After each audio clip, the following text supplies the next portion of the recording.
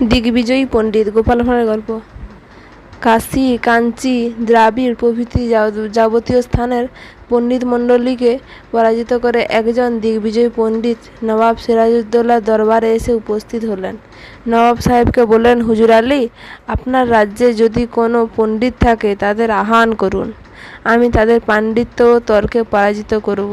যদি আমি তাদের নিকট পরাজিত হই, তাহলে আজীবন সেই পণ্ডিতের তলবিদার হয়ে থাকব। তা না হলে তাকে আমার দাসত্ব করতে হবে। আমার এই প্রতিজ্ঞা, সে কথাও তাদের জানিয়ে দেবেন। মহানুভব নবাব সিরাজ চিরদিনই কৌতুক প্রিয় লোক ছিলেন। তিনি পণ্ডিতের কথা শুনেই মহারাজ কৃষ্ণচন্দ্রের কাছে লোক পাঠালেন এবং বলে পাঠালেন, আমার সভায় একজন মহাপণ্ডিত এসেছেন। তিনি দ্রাবিড়, কাশী, কাঞ্চি প্রভৃতি অধিকাংশ স্থানের পণ্ডিতগণকে পরাজিত করে দিগ্বিজয়ী উপাধি গ্রহণ করেছেন। তাঁর পণ এই, যদি তিনি কোনো পণ্ডিতের নিকট পরাজিত হন, তাহলে আজীবন তাঁর তলবিদার হয়ে দাসত্ব স্বীকার করবেন। আর কোনো পণ্ডিত যদি তার নিকট পরাজিত হন, তাহলে তাকে তার তলবিদার বা দাসত্ব স্বীকার করতে হবে।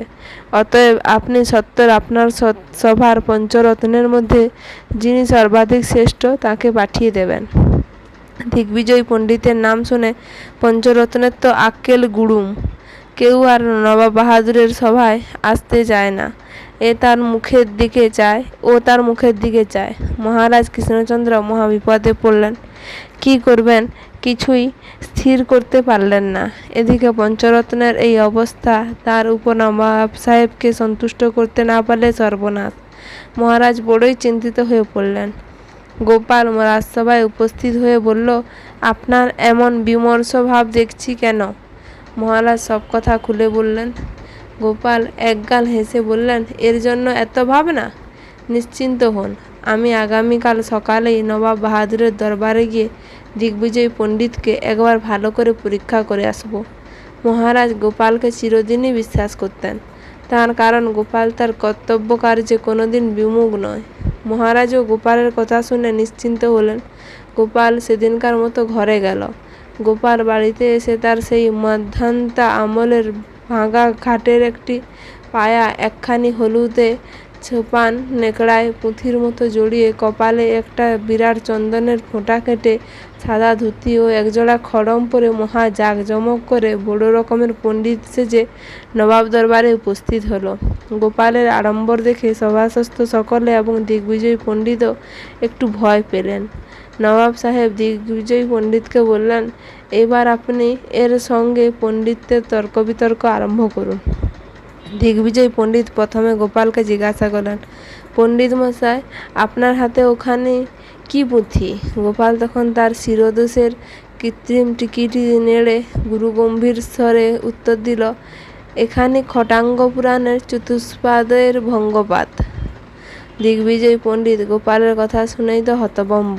তিনি জীবনে এমন অদ্ভুত পুরাণের নাম কখনো শোনেননি, পড়া তো দূরের কথা। তখন দিগ্বিজয়ী পণ্ডিত বললেন, পণ্ডিতজি, আপনার পুঁথিখানি একবার দেখতে পারি কি? গোপালের পণ্ডিতের কথার কোনো উত্তর না দিয়ে নবাব সাহেবকে বললে, হুজুর আলী, আমার একটি নিবেদন আছে। নবাব বললেন, বলো, কি তোমার নিবেদন?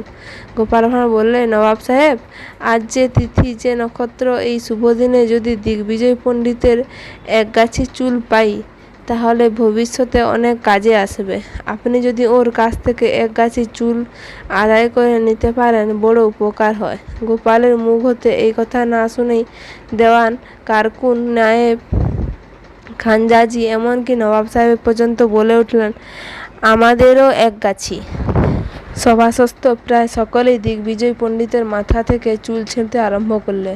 সভায় মহাগোল বেড়ে গেল। পণ্ডিত নাস্তানাবুদ হয়ে বাবারে যাইরে রক্ষা করব রে বলে ছুটে যেমন করে পালালেন পালিয়ে গেলেন। সকলেই গোপালের প্রশংসা করতে লাগলো। ধন্যবাদ ভিডিওটি শোনার জন্য।